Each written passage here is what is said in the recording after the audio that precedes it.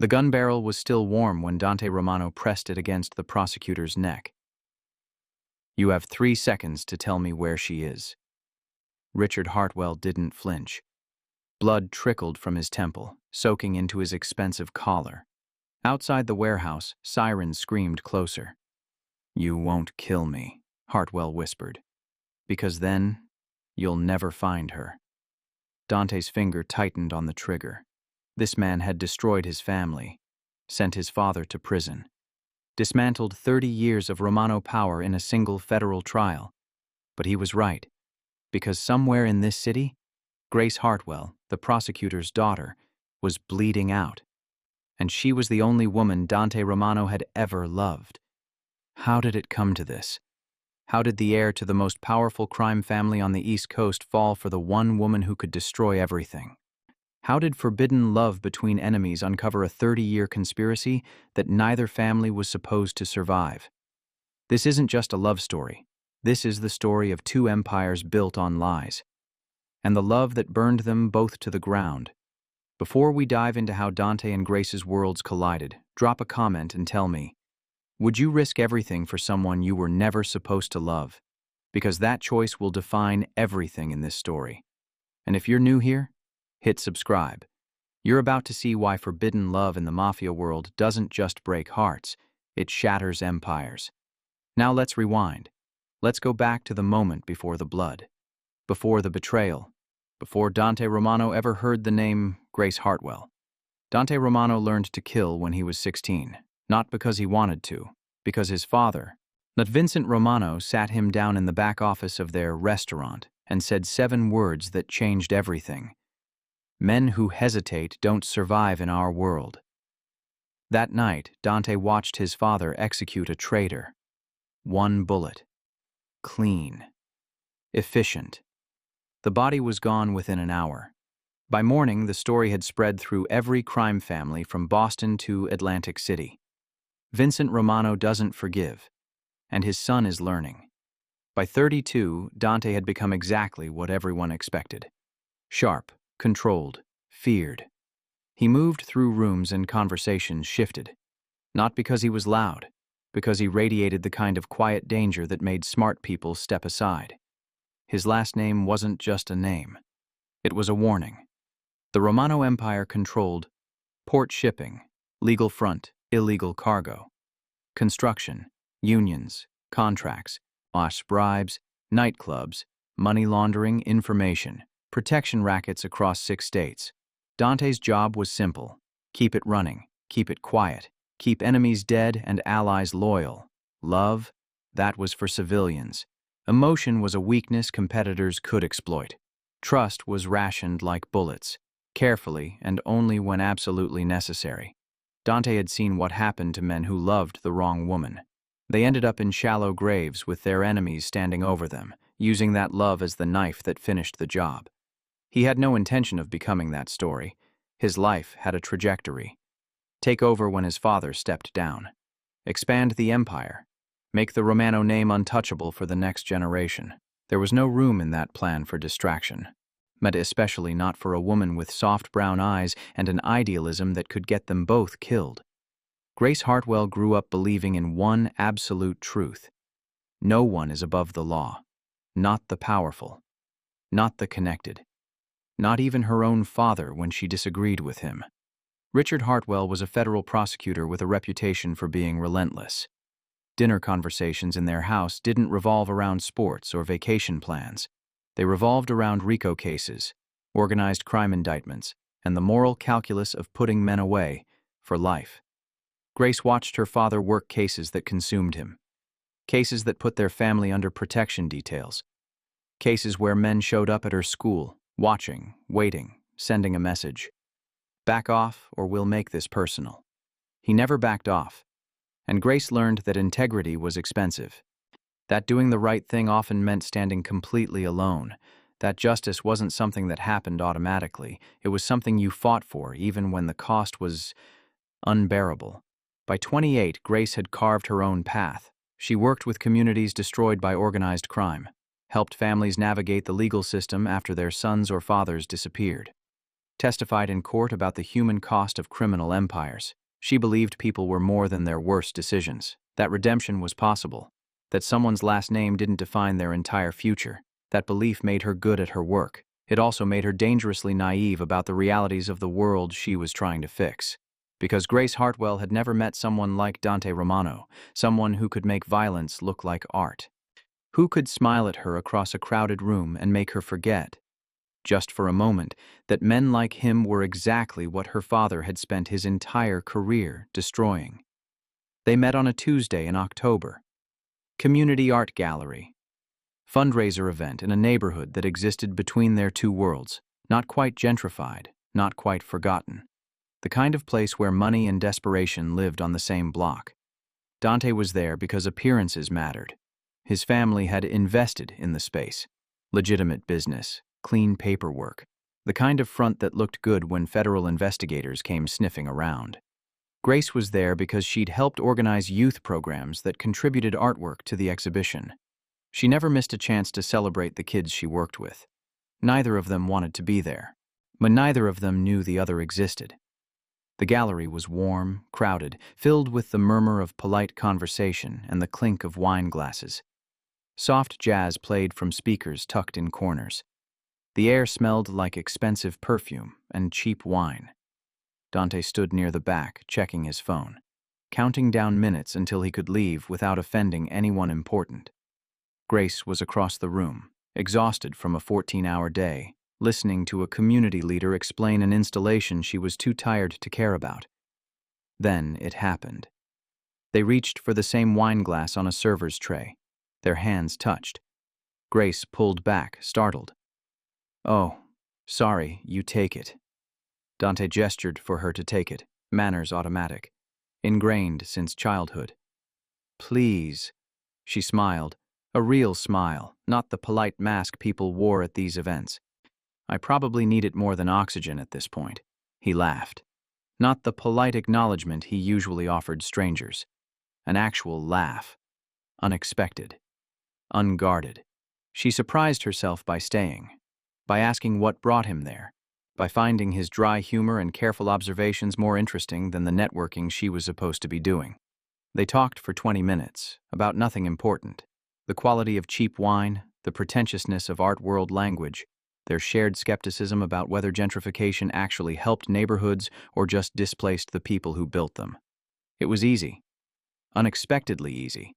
The kind of conversation where you forget to monitor your words, where you stop performing and just talk.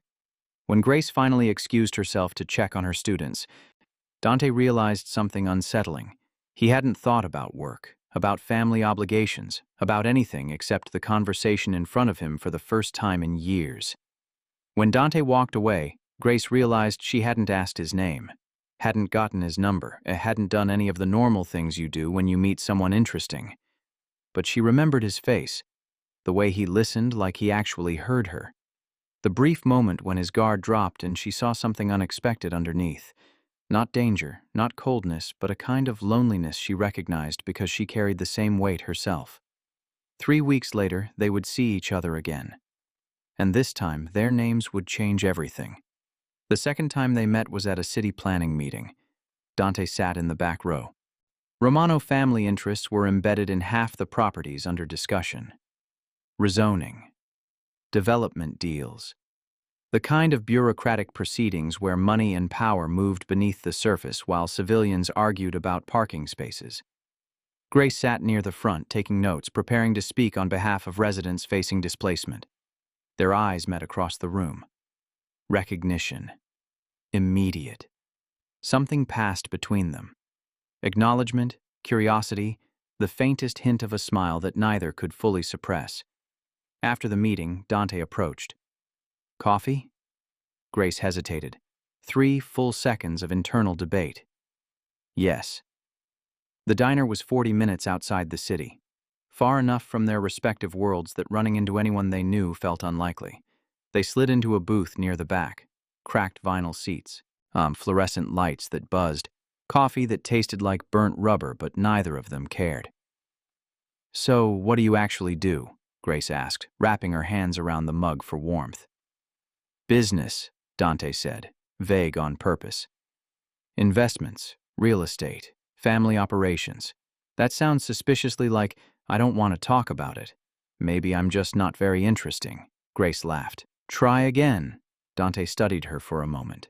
The way she leaned forward, genuinely curious. The way her eyes didn't leave his face, like she was reading him the same way he was trained to read everyone. What about you? He deflected. Let me guess. Non-profit work? Community organizing? Saving the world one bureaucratic meeting at a time? You say that like it's a bad thing. I say that like it's exhausting. It is, Grace admitted. But what's the alternative? Watch things fall apart and do nothing? Sometimes nothing is the smart play. That's the most cynical thing I've heard all week. Cynical? Dante raised an eyebrow. I call it realistic. And I call it sad. The words hung between them. Not hostile, just honest. Dante felt something crack open in his chest, something he'd locked down so tightly for so long he'd forgotten it existed. What's your name? He asked quietly. Grace. Dante. She didn't react, didn't recognize it.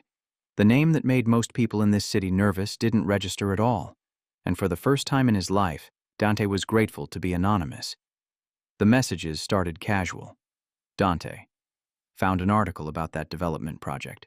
Thought you'd want to see this. Grace. Oh God, they're worse than I thought. Thanks for the heads up. Dante. Welcome. How's your week? Grace. Exhausting. Yours? Dante. Same. Want to grab dinner Friday? Grace. Yes.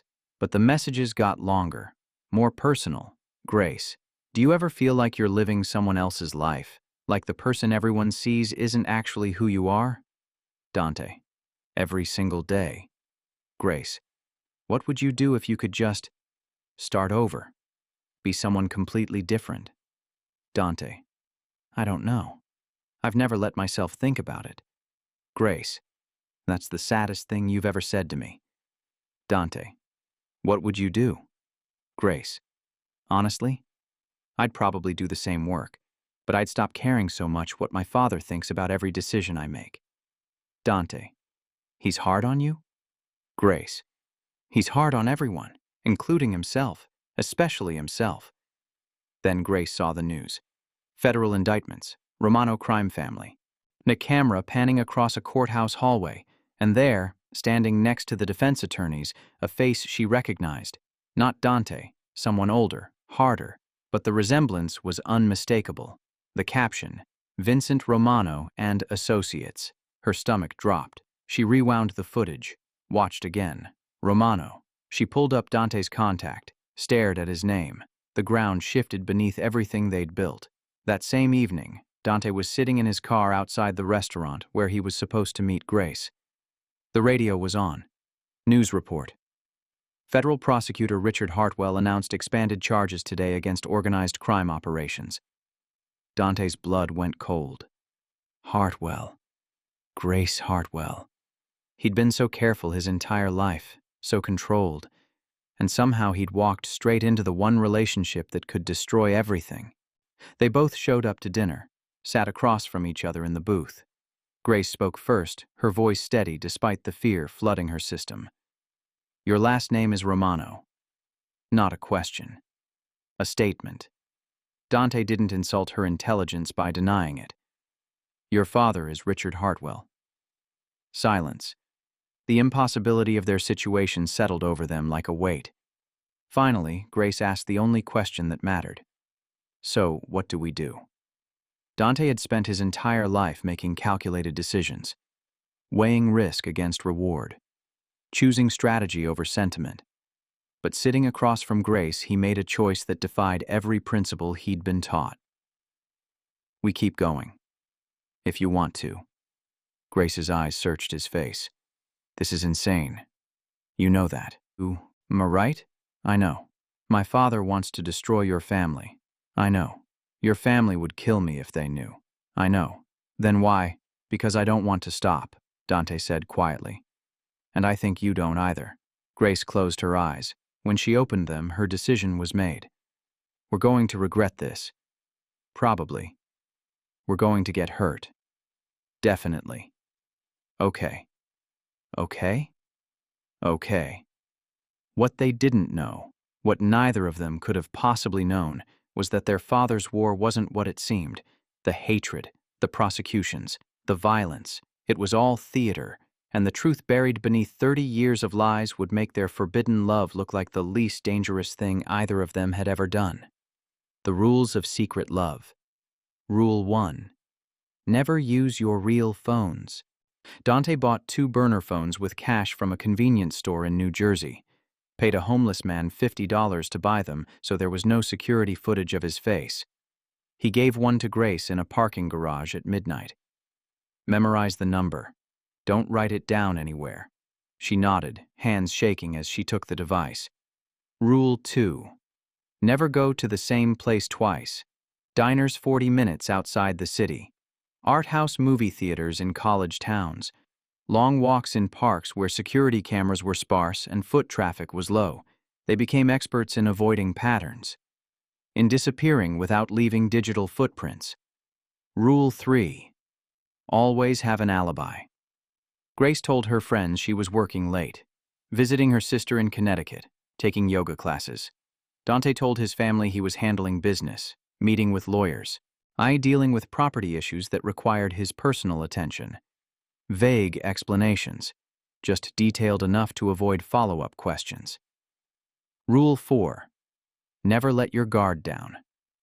Every time they met, Dante scanned the area for surveillance, for familiar faces, for cars that parked too long or followed too close. Grace learned to spot a tail, to check for tracking devices, to communicate in ways that left no trace. It felt absurd and necessary at the same time, because the consequences of getting caught weren't just abstract, they were lethal. They were sitting in Dante's car. Empty parking lot. 2 a.m. Rain drummed against the windshield. The world outside was dark and blurred. Tell me something real, Grace said softly. Something you've never told anyone. Dante's hands gripped the steering wheel. I don't know how to do this. Do what? This. Us. I don't know how to care about someone like this and keep them safe at the same time. Grace reached across the console, took his hand. You can't keep me safe, Dante. That's not how this works. Then what's the point? The point is that I'd rather have this, stolen hours in parking lots, constant fear, all of it, than go back to being alone in a room full of people. Dante turned to look at her. You were lonely. Weren't you? He was quiet for a long moment. My entire life. It happened on a Friday night in December. They were leaving a restaurant in a neighborhood they thought was safe when Dante saw him. Marco Vitelli, his father's enforcer, walking toward them on the sidewalk, 20 feet away, 15. Dante had 3 seconds to react. He grabbed Grace's hand and pulled her into a bookstore they were passing, positioning himself so his body blocked her from view through the window. His heart slammed against his ribs. What? Don't move. Don't look outside. Grace went still, pressed against his chest, feeling the tension radiating through him. Marco walked past without pausing. Dante waited 30 seconds. A minute. 2. Finally released the breath he'd been holding. That was close, he whispered. Grace pulled back just enough to see his face, saw the fear there before he could mask it. This isn't just theoretically dangerous, is it? No. Your family would really... Yes. The weight of that reality settled between them. That night, Grace invited him to her apartment for the first time, because going to his place felt too exposed, too dangerous. Yeah, they sat on her couch and Grace said what she'd been avoiding. We should end this. You know that, right? Dante's jaw tightened. I know. Then why aren't we? Because I don't know how to stop wanting this. Wanting you. Grace turned to face him fully. My father is building a case against your family. He's obsessed with it. He talks about Vincent Romano like he's the devil himself. He's not wrong. Dante, my father is a monster, Grace. I'm not going to pretend he's not. I grew up watching him hurt people, ruin lives, build power on bodies and broken families. Then why? Because he's still my father. and walking away from him means walking away from everything I've ever known, everyone I've ever been. Would that be so terrible? The question hung in the air between them. Dante had never let himself imagine it. What life would look like outside the Romano Empire, outside the violence and the lies and the constant weight of expectation. I don't know who I'd be without all of this. Maybe that's the point. Maybe you'd finally get to find out. Over stolen hours in cheap hotels and parking garages, they built something real. Dante told her about the childhood he never got to have. Watching his father's violence become normalized, the moment he realized he didn't have a choice about who he would become. The weight of knowing people feared him, and hating that it mattered. Grace told him about growing up as Richard Hartwell's daughter's school friends who stopped calling after her father prosecuted their relatives.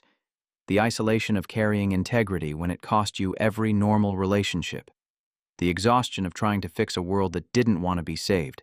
They saw past the labels, past Prosecutor's daughter and Mafia heir, and found two people who had spent their entire lives performing roles written by other people. Two people who were desperately tired of being alone. By spring, the walls were closing in from both sides. Richard Hartwell's investigation intensified.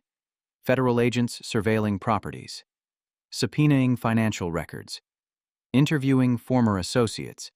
Vincent Romano's response: demand absolute loyalty, close ranks, eliminate weakness. The family meetings became interrogations. Where were you Tuesday night? Meeting with the union rep about the construction contracts. Which rep? DeMarco. Call him. Right now. Confirm. Dante lied to his father for the first time in his life. Every lie felt like another brick in a wall between him and the only life he'd ever known. But the alternative, confessing he was involved with Richard Hartwell's daughter, was unthinkable. That conversation would end one of two ways. Dante cut off from the family completely, or Grace in danger he couldn't protect her from. Neither option was acceptable. Grace faced her own impossible calculations. Her father worked 18-hour days, obsessed with bringing down the Romano Empire. Dinner conversations became case briefings. Richard would talk about Vincent Romano with visceral hatred, eyes describing the violence, the corruption, the lives destroyed. And Grace would sit across from him, nodding, while her phone buzzed with messages from Vincent Romano's son. She started avoiding her father's calls, making excuses not to come home for Sunday dinners, creating distance that confused and hurt him. She could see the worry in his eyes when they did see each other. Unspoken questions about what was happening, why she seemed so distant. But she couldn't give him answers that wouldn't detonate everything. Thursday, April 18th. Richard Hartwell called a press conference. Major developments in the Romano investigation. Grace knew because her father had asked her to be there, for support during the most important moment of his career. Dante knew because his father's lawyers had warned the family. Indictments were imminent. What neither of them knew was that they would both be at the courthouse that afternoon. Grace stood next to her father in the courthouse lobby. Dante was surrounded by his family's legal team and several men whose presence alone constituted intimidation. Their eyes met across the room. Recognition. Horror. Grace's face went pale. Dante's expression locked into careful neutrality, but his hands clenched into fists. Then Richard Hartwell looked in the same direction his daughter was staring, following her gaze directly to the Romano contingent. Time stopped. Dante forced himself to look away first, turned to speak to one of the lawyers, praying the moment had been brief enough. Grace grabbed her father's arm, redirecting his attention with a question about the press conference. Her voice remarkably steady despite the terror flooding her system. Dad, when does this start? 10 minutes. You okay? You look pale. Just tired. Long week. They made it through without immediate crisis, but the message was clear. They had gotten lucky, and luck was a resource that wouldn't last. That night, they met for what they both knew might be the last time. Dante's car. Empty parking garage. Engine off. This can't work, Grace said finally. You know that, right? Dante's hands gripped the steering wheel. I know. But you don't know how to stop. Do you? Grace turned to look at him. Really look at him. Memorizing his face in the dim light like she was preparing for a future where these moments would only exist as memories.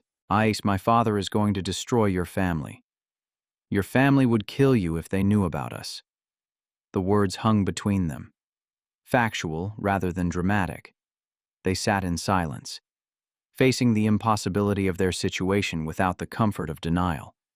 There was no version of this story where they both got what they wanted. Someone would lose. Probably everyone would lose. And still, sitting there in the dark, they couldn't make themselves choose the safe option. Because the next morning everything would change. A dying man's confession would expose a 30-year conspiracy, and Dante and Grace would discover that the war destroying their lives had never been real at all. The truth came from a dying man.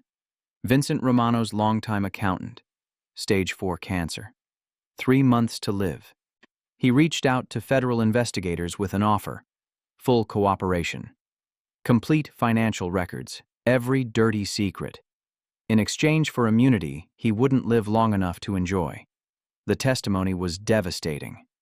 Financial crimes, money laundering operations, corruption networks spanning decades. Federal prosecutors moved fast, building cases, freezing assets, but buried in boxes of documents was something else, something the accountant himself had only pieced together after years of managing books for both legitimate and criminal enterprises. Evidence of an alliance.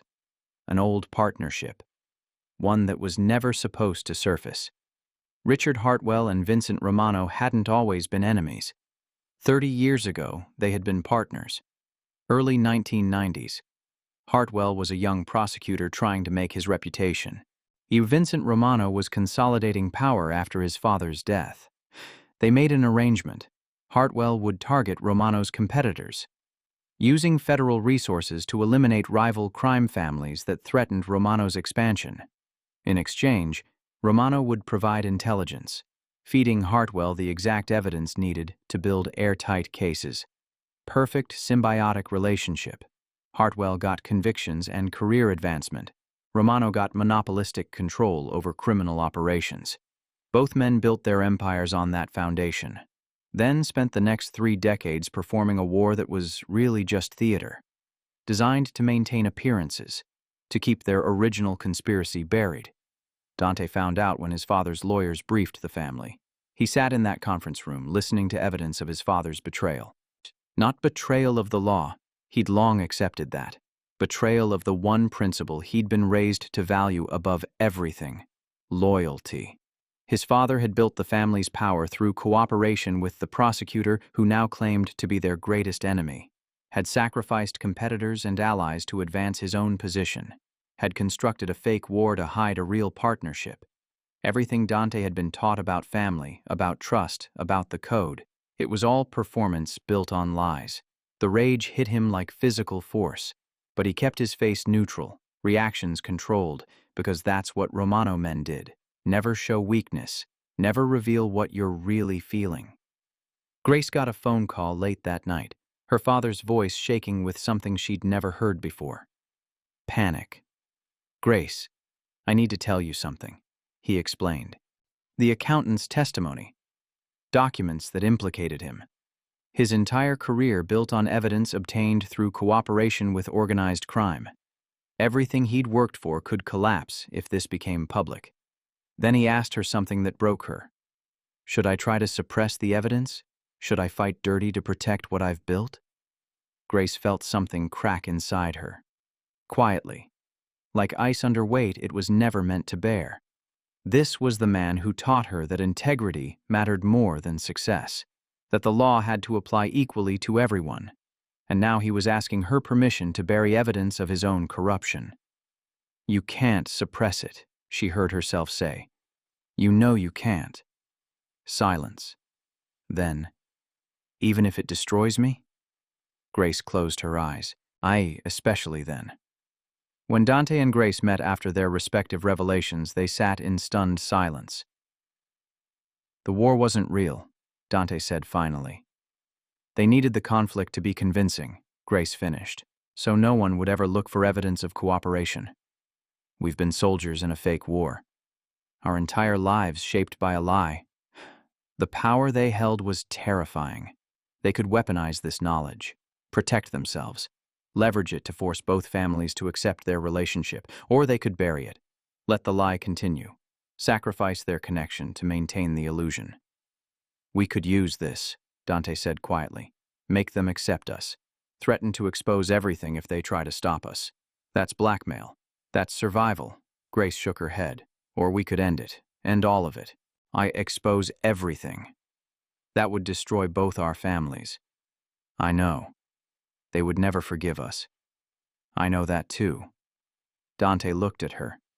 You want to burn it all down, don't you? Aren't you exhausted from carrying lies that were never ours to begin with? Grace, how many more people have to get hurt before someone stops this cycle? How many more lives destroyed? You're talking about ending our families, everything we've ever known. I'm talking about choosing truth over comfort, integrity over belonging. Dante was quiet for a long time. Finally, if we do this, there's no coming back. I know. We'll lose everything. Probably. We might lose each other.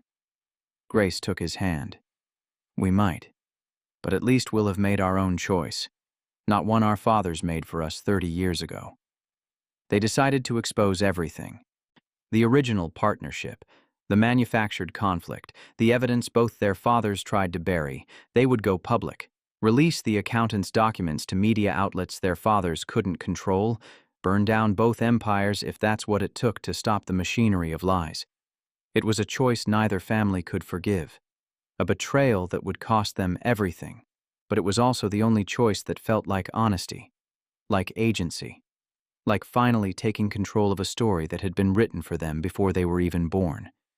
The night before they released the information, Grace asked, "Are you sure? Do you understand there's no coming back from this?" Dante took her hand.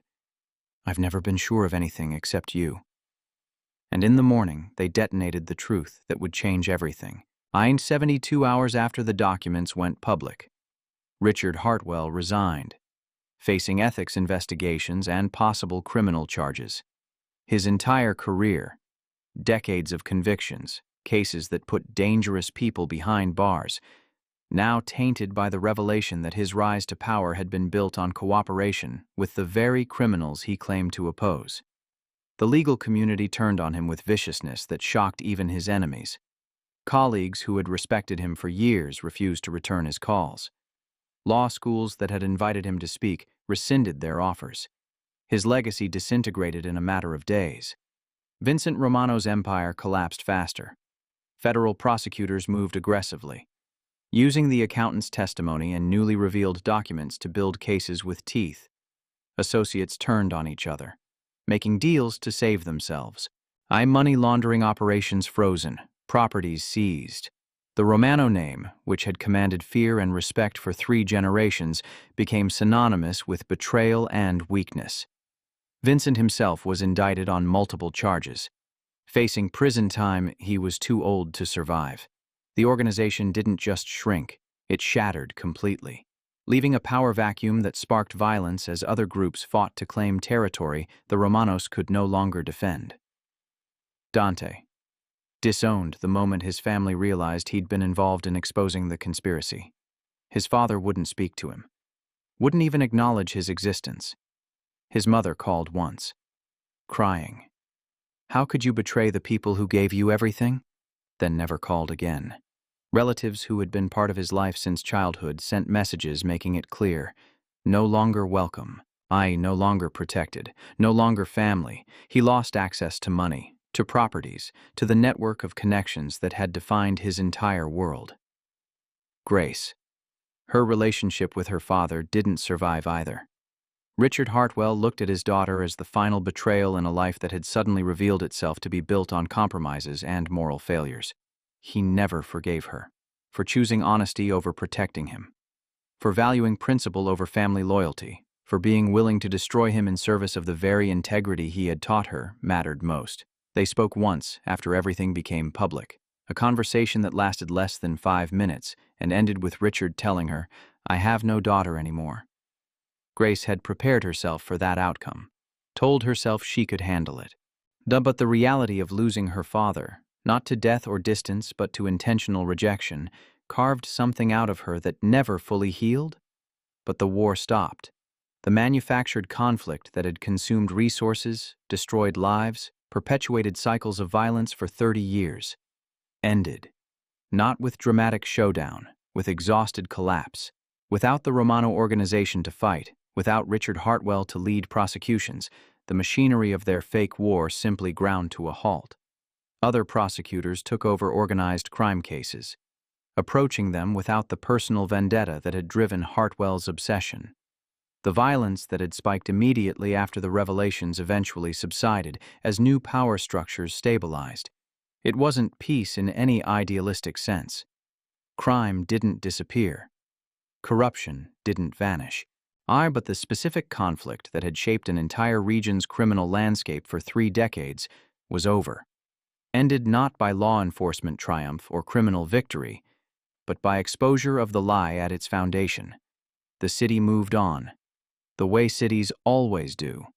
The scandal became history, then became a footnote, then became the kind of story old-timers told newcomers who didn't really care about the details.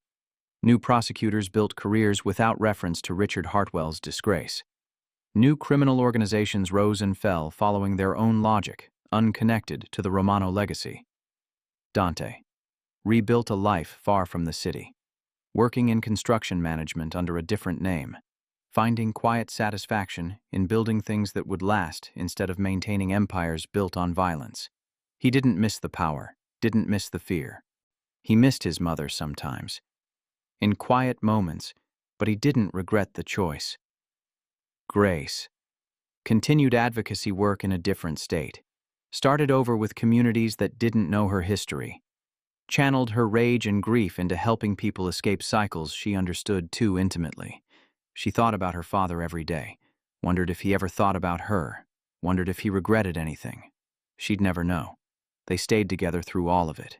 The investigations, the trials, the exile from their families, the years of rebuilding from nothing. Their relationship wasn't romantic in the way people imagine forbidden love stories ending. It was harder than that, more complicated, marked by grief for everything they'd lost and guilt for the chaos their choices had caused. But it was real, built on a foundation of honesty and shared sacrifice that couldn't be taken from them. They lived in a small house outside Portland. Dante built furniture in their garage and sold it at farmers markets. Grace ran a community legal clinic. They had a dog named Mercy and a garden that never quite grew the way they wanted. And on quiet mornings, sitting on their porch with coffee, they would sometimes talk about the lives they used to have, the empires, the lies, the weight of names they no longer carried. "Do you regret it?" Grace asked once. Dante thought about it, really thought. "No, do you? No. Even though. Their legacy wasn't the love story people remembered. It was the ending of a war that had never needed to exist, the exposure of a corruption that had poisoned 2 institutions for decades, the reminder that some cycles only end when someone is willing to pay the price to break them. Dante and Grace didn't get a fairy tale ending. They got something harder and more valuable: freedom. Freedom to live as themselves. Free from performances and lies that had governed their entire lives. Even if that freedom came at a cost most people would never be willing to pay. Looking back years later, neither could say with certainty whether their love had been destiny or just a choice made under impossible pressure. What they knew for certain, it had mattered. It had changed things. And some loves aren't measured by how long they bring happiness, but by what they're strong enough to survive and what they're brave enough to destroy. So let me ask you something. If you knew loving someone would cost you everything, your family, your career, your entire identity, would you still choose them? And if that love could end a war, could stop violence that had consumed generations, would that make the sacrifice worth it? Dante and Grace didn't set out to be heroes. They didn't plan to dismantle 2 empires. They just fell in love at the worst possible time with the worst possible person. And then they made a choice that most of us never have to face. Truth over comfort. integrity over belonging, ending a cycle over preserving their own place in it. Think about the wars in your own life, the conflicts you've inherited, the rivalries you maintain because that's just how things have always been, the lies you protect because exposing them would cost too much. How many of those battles are real? How many are just performance? Theater you keep staging because you don't know how to write a different script. And if someone handed you the power to end it, to burn down the structures that keep those cycles alive, would you have the courage to strike the match? Their story doesn't have a happy ending in the traditional sense, but it has an honest one, and sometimes that matters more. If this story moved you, drop a comment below. Tell me, what would you have done in their position? Would you have chosen love over loyalty? Would you have burned it all down?